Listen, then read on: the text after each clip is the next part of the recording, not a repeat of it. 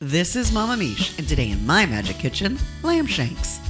There are certain foods that will forever evoke memories. Everyone has them. Just the smell can take you back to another place and time.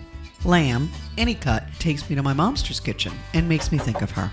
She made a great leg of lamb and shepherd's pie with the leftovers. Her lamb chops were perfection, but her lamb shanks were the best I've ever had. Lamb is often served at a Passover Seder, and it's also often part of the Easter dinner as well. I've personally never gotten serving lamb with mint jelly. Ugh. But to each his own, said the old lady as she kissed the cow. Or lamb. Let Mama Miche make your kitchen magic. Oh my god.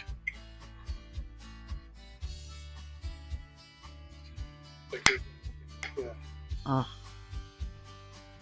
This is so damn good. I can't wait till people can get here so we can really dig in. Let's eat.